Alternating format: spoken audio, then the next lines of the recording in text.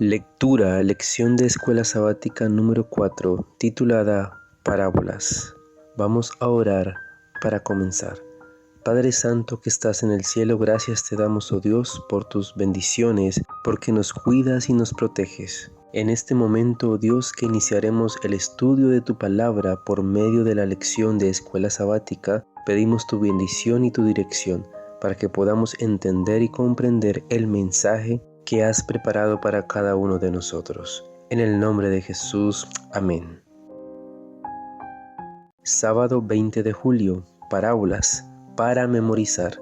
Dijo también, miren lo que oyen, con la medida con que miden los medirán otros, y aún les será añadido. Al que tiene se le dará, y al que no tiene, aún lo que tiene les será quitado.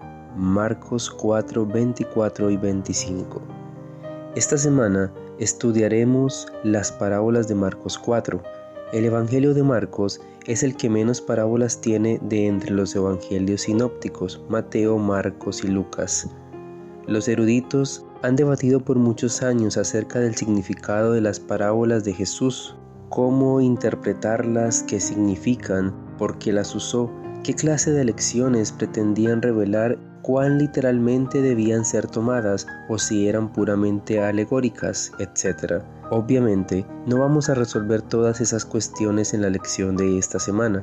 En lugar de ello, vamos a examinarlas y por la gracia de Dios, obtendremos una comprensión de los puntos que Jesús destacó mediante esas parábolas. Marcos 4 contiene solo 5 parábolas: el sembrador, la lámpara, la medida, el desarrollo de la semilla y la semilla de mostaza. La mayor parte del capítulo gira en torno a la parábola del sembrador. Esta aparece en primer lugar, seguida por la razón de ser de las parábolas y finalmente por la interpretación de cada una. Este patrón de 3 pasos será el foco de nuestro estudio los días domingo, lunes y martes. Luego, las otras parábolas serán estudiadas el miércoles y el jueves. Comentario de Elena G. de White. Para su propio sabio propósito, el Señor velaba las verdades espirituales con figuras y símbolos. Mediante el uso de figuras del lenguaje, daba a menudo a sus acusadores y enemigos la reprensión más sencilla y efectiva, y ellos no podían encontrar en sus palabras ninguna ocasión para condenarlo. Por medio de parábolas y comparaciones, encontró el mejor método de comunicar la verdad divina, en un idioma sencillo, usando figuras e ilustraciones sacadas del mundo natural. Abría la verdad espiritual a sus oyentes y daba expresión a hermosos principios que pudieran haber pasado por sus mentes y apenas dejado un rastro si él no hubiera conectado sus palabras con escenas conmovedoras de la vida, la experiencia o la naturaleza. De esta manera despertaba su interés, promovía un espíritu de investigación y cuando tenía su atención asegurada, decididamente impresionaba en ellos el testimonio de la verdad. Así podía impresionar debidamente el corazón, para que en el futuro sus oyentes pudieran mirar las cosas que él había relacionado con la lección y recordar las palabras del Divino Maestro. La voz, su educación y su uso correcto, página 119. Domingo 21 de julio, la parábola del sembrador. Lee Marcos 4, 1 al 9.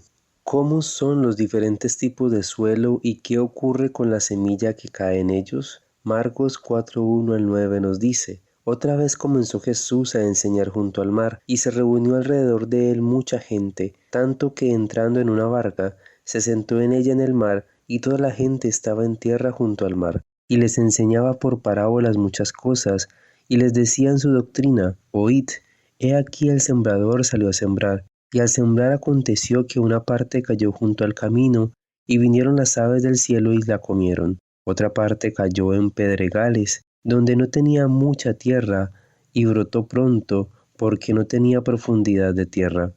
Pero salido el sol, se quemó, y porque no tenía raíz se secó. Otra parte cayó entre espinos, y los espinos crecieron y la ahogaron y no dio fruto. Pero otra parte cayó en buena tierra, y dio fruto, pues brotó y creció, y produjo a 30, a 60 y a 100 por uno. Entonces les dijo: el que tiene oídos para oír, oiga. Cuando leen las parábolas de Jesús en los evangelios, las personas a menudo quieren saltar rápidamente a la interpretación que Jesús da de ellas. Después de todo, ¿no es este el punto principal de estas historias, enseñar alguna verdad espiritual útil para la vida cristiana? Sí, pero a veces Jesús no explica la parábola en las breves declaraciones: el reino de Dios es como, o el que tiene oídos para oír, que oiga. En consecuencia, es bueno aminorar la marcha y simplemente analizar el relato mismo a fin de captar la dirección en la que apuntan sus diversas características narrativas. Hacer esto con la parábola del sembrador aporta una variedad de ideas. La semilla es la misma en cada caso, pero cae en 4 clases diferentes de suelo. El tipo de suelo influye grandemente en el resultado para la semilla. En lugar de ser una historia continua, la parábola constituye en realidad 4 historias, en sus escenarios, contadas hasta el final. La extensión de tiempo para completar la historia se prolonga con cada historia sucesiva. La semilla que cae en el camino es devorada inmediatamente por las aves. Al sembrar, parte de la semilla cayó junto al camino y las aves del cielo la comieron. Marcos 4:4. La semilla que cae en los pedregales demora algunos días o semanas en alcanzar su fallido resultado, que incluye el secamiento a causa del sol. La semilla que cae entre espinos demora aún más en alcanzar su infructífero final y estos la terminan ahogando. La semilla que cae en el buen suelo es la que tiene el desarrollo más prolongado, presumiblemente toda una estación de crecimiento, en armonía con el patrón normal de un cereal. 3 de las historias tienen que ver con el fracaso. Solo la última se refiere al éxito, a una cosecha copiosa. La longitud de las historias, la creciente extensión de cada relato sucesivo y el hecho de que solo uno de ellos tiene que ver con el éxito, todo apunta al riesgo del fracaso, pero también al resultado abundante del éxito. La parábola parece señalar hacia el costo del discipulado y a los riesgos que éste implica, pero también a la recompensa resultante de seguir a Jesús. ¿Qué otras lecciones espirituales podemos aprender de la naturaleza? Comentarios de Elena G. de White. La misión de Cristo no fue entendida por la gente de su tiempo. La forma de su venida no era la que ellos esperaban. El Señor Jesús era el fundamento de todo el sistema judaico. Su imponente ritual era divinamente ordenado. El propósito de él era enseñar a la gente que al tiempo prefijado vendría aquel a quien señalaban esas ceremonias, pero los judíos habían exaltado las formas y las ceremonias y habían perdido de vista su objeto. Las tradiciones, las máximas y los estatutos de los hombres ocultaron de su vista las lecciones que Dios se proponía transmitirles. Esas máximas y tradiciones llegaron a ser un obstáculo para la comprensión y práctica de la religión verdadera, y cuando vino la realidad en la persona de Cristo, no reconocieron en Él el cumplimiento de todos sus símbolos, la sustancia de todas sus sombras. Lunes 22 de julio, la interpretación de Jesús. Jesús había terminado con la parábola, sin dar inmediatamente ninguna explicación. De acuerdo con el texto, Marcos 4:1, la presentó ante una gran multitud. Solo después, ante un grupo menor, Marcos 4:10, explicó su significado. Lee Marcos 4:13 al 20. ¿Cómo interpreta Jesús la parábola del sembrador? Y les dijo: ¿no sabéis esta parábola?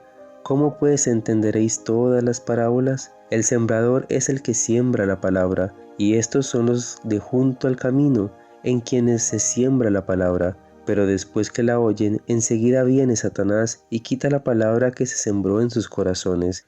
Estos son asimismo los que fueron sembrados en pedregales, los que cuando han oído la palabra, al momento que reciben con gozo, pero no tienen raíz en sí, sino que son de corta duración, porque cuando viene la tribulación o la persecución por causa de la palabra, luego tropiezan. Estos son los que fueron sembrados entre espinos, los que oyen la palabra, pero los afanes de este siglo y el engaño de las riquezas y las codicias de otras cosas entran y ahogan la palabra, y se hace infructuosa. Y estos son los que fueron sembrados en buena tierra, los que oyen la palabra y la reciben, y dan fruto a 30, 60 y a 100 por uno. Jesús interpretaba la parábola identificando los elementos externos a la historia, que representan varios de los detalles del relato. La interpretación indica que la historia es una alegoría amplia con referencias al mundo real, no que cada detalle sea necesariamente una referencia a algo específico. Jesús identifica la semilla con la palabra. Esta se refería a la palabra de Dios, particularmente a la prédica que por Jesús. Santiago 1:21 declara: por lo cual, desechando toda inmundicia y maldad, reciban con mansedumbre la palabra implantada, la cual los puede salvar. Los diferentes suelos son distintos tipos de oyentes. De acuerdo con la interpretación de Jesús, todos escuchaban la palabra, es decir, la semilla ha sido sembrada en todos los tipos de suelo, pero la recepción es diferente. El suelo del sendero es duro y las aves arrebatan la semilla que cae en él. Jesús vincula esto con el arrebatamiento de la verdad por parte de Satanás. El suelo pedregoso es poco profundo. Jesús relaciona esto con las personas cuyo compromiso es superficial. Ellos no han tenido en cuenta el costo del discipulado. El suelo lleno de maleza ahoga la semilla sembrada. Jesús explica que esto se refiere a los afanes de la vida y a las riquezas que asfixian la palabra. Pero el buen suelo representa a quienes escuchan la palabra y la reciben. Como resultado, ella crece y produce una cosecha abundante. Las explicaciones más extensas son las referidas al suelo pedregoso y al lleno de malezas. En su descripción de los oyentes representados por el primero de esos suelos, Jesús señala elementos contrarrestantes. Los así presentados reciben la palabra con gozo, pero son discípulos temporales. Cuando llega la persecución se desmoronan. Otros no caen a causa de malos tiempos, sino de los buenos. Su enfoque está en las cosas del mundo, no en el reino de Dios. Sus afanes y preocupaciones giran en torno a lo que el mundo ofrece. Considera tu propia vida. ¿Se están introduciendo silenciosamente en tu experiencia algunas de las características del suelo del camino del pedregoso o del lleno de maleza? Esto es algo que podría ocurrir más sutilmente de lo que imaginas. ¿Qué decisión puedes tomar para cambiar si fuera necesario? Comentario de Elena G. de White. Aquello a lo cual se refiere principalmente la parábola del sembrador es el efecto producido en el crecimiento de la semilla por el suelo en el cual se echa. Mediante esta parábola, Cristo decía prácticamente a sus oyentes: no es seguro para vosotros deteneros y criticar mis obras o albergar desengaño, porque ellas no satisfacen vuestras ideas. El asunto de mayor importancia para vosotros es: ¿cómo trataréis mi mensaje? De vuestra aceptación o rechazamiento de él depende vuestro destino eterno. Palabras de vida del Gran Maestro, página 25. Martes 23 de julio. La razón de ser de las parábolas. Lee Marcos 4, 10 al 12. ¿Por qué enseñaba Jesús por medio de parábolas? Marcos 4, 10 al 12 nos dice: cuando estuvo solo, los que estaban cerca de él con los 12 le preguntaron sobre la parábola, y les dijo: a vosotros os es dado saber el misterio del reino de Dios, mas a los que están afuera por parábolas todas las cosas, para que viendo vean y no perciban, y oyendo oigan y no entiendan, para que no se conviertan y les sean perdonados los pecados. Una lectura superficial de estos versículos da la impresión de que Jesús enseñó por medio de parábolas para mantener a oscuras a quienes no formaban parte de su entorno. Pero una perspectiva tal no coincide con las acciones de Jesús en el resto del Evangelio de Marcos. En Marcos 3, 5 y 6, Jesús se entristece por la dureza de corazón de los dirigentes religiosos. En Marcos 3, 22 al 30, toma seriamente los argumentos de los escribas y explica detalladamente por qué están equivocados. En Marcos 12, 1 al 12, los dirigentes religiosos entienden que la parábola de Jesús acerca de los labradores se refiere a ellos. Esta es, en verdad, una advertencia acerca del complot de ellos contra él y de las terribles consecuencias resultantes. Si no hubiera tenido interés en el bienestar de ellos, no les habría advertido. En consecuencia, debe darse a las palabras de Jesús aquí en Marcos 4 una consideración más profunda a fin de captar a qué se refiere. Jesús está parafraseando Isaías 6, 9 y 10. Lee Isaías 6, 1 al 13. ¿Qué le ocurre aquí a Isaías y cuál es el mensaje que se le comunica para Israel? Isaías contempla una visión de Dios en el templo y queda abrumado por la gloria de Dios y por su propia impureza. Dios lo purifica y le encarga un mensaje estremecedor. Como en el caso del Evangelio de Marcos, eso suena muy fuera de lugar en comparación con el resto de Isaías, donde hay mucho consuelo para el pueblo de Dios. En Isaías 6, el mensaje pretende despertar al pueblo a fin de que abandone sus malos caminos. En Marcos, la clave para entender las palabras de Jesús se encuentra en Marcos 3:35. Para entender las palabras y las enseñanzas de Jesús, uno debe hacer la voluntad de Dios. Eso es lo que convierte a alguien en parte de la familia de Jesús. Quienes ya han decidido que Él está poseído por el diablo no escucharán. El punto de la cita que Jesús hace de Isaías 6, 9 y 10 no es que Dios mantiene alejadas a las personas, sino que las propias ideas preconcebidas de éstas y su dureza de corazón les impiden aceptar la verdad salvadora. La verdad es la idea dominante en la parábola del sembrador. Cada cual decide qué tipo de suelo será. Todos deciden por sí mismos si se entregarán o no a Jesús. En última instancia, cada uno de nosotros elige. Comentario de Elena G. de White. Jesús quiso incitar al espíritu de investigación. Trató de despertar a los descuidados e imprimir la verdad en el corazón. La enseñanza en parábolas era popular y suscitaba el respeto y la atención, no solamente de los judíos, sino de la gente de otras nacionalidades. No podía él haber empleado un método de instrucción más eficaz. Si sus oyentes hubieran anhelado un conocimiento de las cosas divinas, habría podido entender sus palabras, porque Él siempre está dispuesto a explicarlas a los investigadores sinceros. Palabras de vida del Gran Maestro, página 11. Miércoles 24 de julio. La lámpara y la cesta. Lee Marcos 4, 21 al 23. ¿Cuál es el énfasis especial de Jesús en la parábola de la lámpara? Marcos 4, 21 al 23 nos dice: también les dijo: ¿acaso se trae la luz para ponerla debajo del almud o debajo de la cama? ¿No es para ponerla en el candelero? Porque no hay nada oculto que no haya ser manifestado, ni escondido que no haya de salir a la luz. Si alguno tiene oídos para oír, oiga. En el mundo bíblico de los días de Jesús, las casas variaban en superficie y tipo de construcción, según su ubicación y la condición económica del propietario. Las viviendas generalmente seguían un patrón griego de construcción alrededor de un patio inferior, pero con diferentes niveles de sofisticación.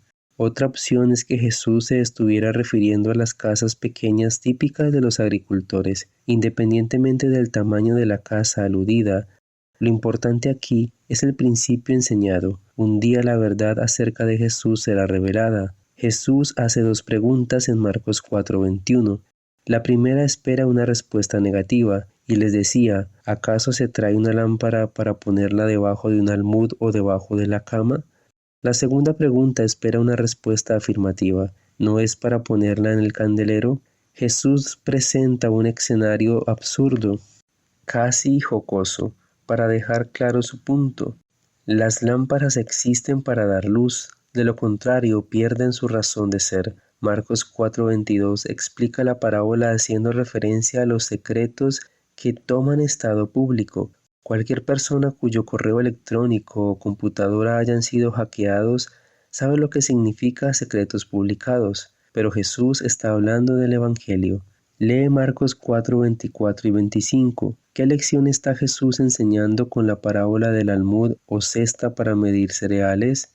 Marcos 4, 24 y 25 nos dice: les dijo también: mirad lo que oís, porque con la medida con que medís os será medido, y aún se os añadirá a vosotros lo que oís, porque al que tiene se le dará, y al que no tiene, aún lo que tiene se le quitará. En muchos lugares del mundo los productos frescos son vendidos en mercados al aire libre. En esos lugares es típico que los vendedores tengan un recipiente para medir la cantidad de los productos que ofrecen.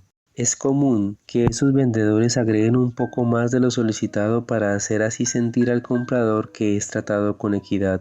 Jesús se vale de cuán bien traten los vendedores a sus clientes para argumentar acerca de la disposición a recibir la verdad. Si alguien es receptivo y acepta la luz, obtendrá aún más, pero si la rechaza, perderá incluso lo que tenía antes. ¿Cómo podemos aprender mejor el principio de que con la misma medida que usemos se nos medirá? Piensa en aquello en relación con todas nuestras interacciones con otros. Comentarios de Elena G. de White. Al enseñar al pueblo, Jesús creaba interés en sus lecciones y retenía la atención de sus oyentes mediante frecuentes ilustraciones sacadas de las escenas de la naturaleza que los rodeaba. El Salvador miró el grupo que lo acompañaba, luego al sol naciente, y dijo a sus discípulos: «Vosotros sois la luz del mundo». Así como sale el sol en su misión de amor para disipar las sombras de la noche y despertar el mundo, los seguidores de Cristo también han de salir para derramar luz del cielo sobre los que se encuentran en las tinieblas del error y el pecado. Jueves 25 de julio, la parábola del crecimiento de la semilla. Lee Marcos 4, 26 al 29. ¿Cuál es el foco primario de esta parábola? Marcos 4, 26 al 29 nos dice: decía además, así es el reino de Dios, como cuando un hombre echa semilla en la tierra, y duerme y se levanta de noche y de día, y la semilla brota y crece sin que él sepa cómo, porque de suyo lleva fruto a la tierra, primero hierba, luego espiga, después grano lleno de la espiga, y cuando el fruto está maduro, enseguida se mete la hoz, porque la siega ha llegado. La mayor parte del Evangelio de Marcos tiene paralelos en Mateo, en Lucas o en ambos, pero ese no es el caso de esta parábola, que aparece solo en Marcos. El foco temático de esta breve parábola es el proceso de crecimiento. Jesús indica que así es como funciona el reino de Dios. Los humanos tienen una parte en el proceso, pero el crecimiento real es obra de Dios. No es un proceso interminable. La historia termina abruptamente con la maduración del grano. Así es como la segunda venida de Cristo pondrá súbitamente fin a la historia de nuestro mundo. Lee Marcos 4, 30 al 32. ¿Cuál es el énfasis importante en la parábola de la semilla de mostaza? El texto bíblico nos dice: decía también, ¿a qué haremos semejante el reino de Dios o con qué parábola lo compararemos? Es como el grano de mostaza que cuando se siembra en tierra es la más pequeña de todas las semillas que hay en la tierra, pero después de sembrado crece y se hace la mayor de todas las hortalizas y echa grandes ramas, de tal manera que las aves del cielo pueden morar bajo su sombra. Esta parábola destaca cómo algo tan diminuto crece hasta convertirse en algo notablemente grande. Las semillas de mostaza miden entre 1 y 2 milímetros de diámetro. La planta descrita aquí es probablemente la mostaza negra, que tiene semillas muy pequeñas. Más de 700 de ellas juntas pesan apenas 1 gramo. Aunque no son lo más diminutas del mundo, son bastante pequeñas, especialmente en comparación con la planta que producen, que pueden alcanzar una altura de 3 metros. Jesús destaca el hecho de que aún los pájaros anidan en sus ramas. Esta última referencia alude a Salmos 104:12. El Salmo 104 se refiere al poder de Dios cuando creó el mundo, y Daniel 4 representa a Nabucodonosor como un gran árbol, debajo del cual todos encuentran sombra y alimento. El punto que Jesús destaca es el que el reino de Dios, que fue muy pequeño al comienzo, llegará a ser grande e impresionante. En los días de Jesús, la gente pudo haber mirado con desprecio al predicador galileo itinerante, cubierto de polvo y con su pequeño grupo de discípulos, pero el tiempo ha mostrado que su reino de gracia sigue expandiéndose por todo el mundo. Y este evangelio del reino será predicado en todo el mundo, por testimonio a todas las naciones, y entonces vendrá el fin. Mateo 24:14. Considera cómo era la iglesia cuando Jesús hizo esta predicción, porque esta es una predicción tan notable y reafirmadora de la fe para nosotros. Comentario de Elena G. de White. Jesús enseñó por ilustraciones y parábolas sacadas de la naturaleza y de los acontecimientos familiares de la vida diaria. De esta manera, asociaba las cosas naturales con las espirituales, vinculando las cosas de la naturaleza y la vida de sus oyentes con las verdades sublimes de la palabra escrita.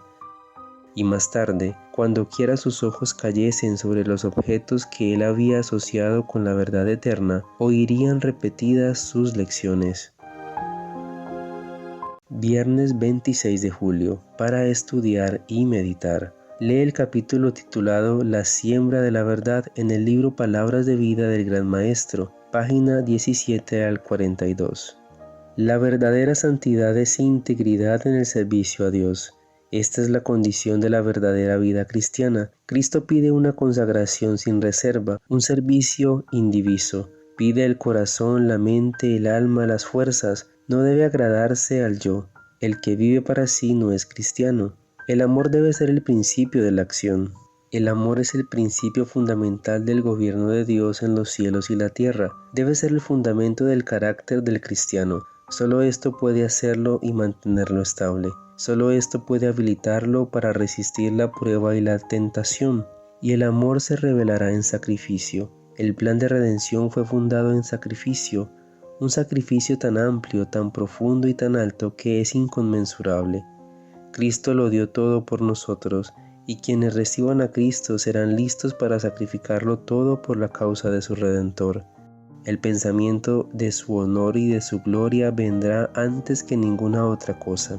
Palabras de Vida del Gran Maestro, página 30 y 31. Preguntas para dialogar. El amor debe ser el principio de la acción. El amor es el principio fundamental del gobierno de Dios en los cielos y en la tierra. ¿Cómo nos revela la cruz esta asombrosa verdad? ¿Cómo podemos reflejar esta clase de amor en nuestra vida? ¿Por qué debemos hacerlo? ¿Cómo responderías a alguien que insistiera en que Jesús dijo parábolas para mantener en la oscuridad a quienes no estaban entre sus seguidores? ¿Por qué Jesús, que murió por todos los seres humanos, mantendría deliberadamente en la oscuridad a las personas por cuya salvación murió en la cruz? Se espera que una luz esté en un candelero, no debajo de una cesta para medir cereales. Aplica este principio al compromiso de tu iglesia local en la comunidad. ¿Cómo pueden elevar más la luz? Considera la parábola acerca del crecimiento de la semilla. ¿Qué papel juegan los seres humanos en contribuir al crecimiento de la semilla del Evangelio? ¿Y cuál es la parte de Dios? Aunque obviamente cumplimos un papel, ¿cómo podemos asegurarnos de depender totalmente de Dios? ¿Podría esta actitud de dependencia total ser parte de lo que necesitamos hacer para crecer? Padre nuestro que estás en el cielo, gracias te damos, oh Dios, por escucharnos y por enseñarnos un mensaje de salvación.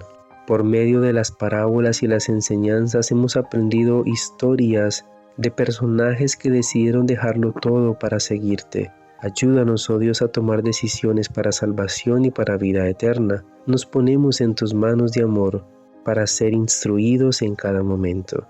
En el nombre de Jesús te lo pedimos y te lo agradecemos todo. Amén.